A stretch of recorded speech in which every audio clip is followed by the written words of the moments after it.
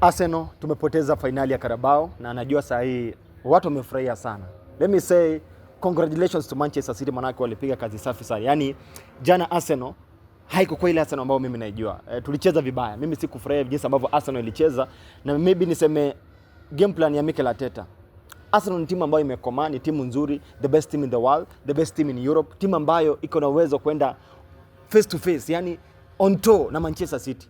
Arsenal si Wolves tukuje tuweke buzz dhidi ya Manchester City, tuna invite pressure because katika hiyo game tuliamua ku sit back. Tume back, tume invite pressure, na hiyo pressure labda hata ndio ilichangia Arsenal tumefungwa na Man City. Hiyo kwanza, hiyo bao ya Kepa Arrizabalaga, mambo imekuwa noma sana, but haimaanishi kwamba Arsenal after kupigwa kwenye kombe la FA sasa hawatachukua FA ama Carabao hawatachukua FA ama hawatachukua Premier League ama hawatachukua Champions League.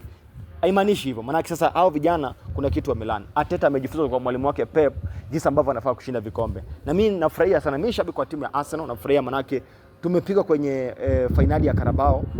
Tuko na finali zingine hapa mbele. So kuna kitu Milan, kuna kitu Arteta amejifunza, na let me tell you guys, vikombe zinakuja. Mashabiki wangu wa timu ya Arsenal, msikuwe na wasiwasi. Trophies zinakuja tena vizuri sana hii season na watu wataumia.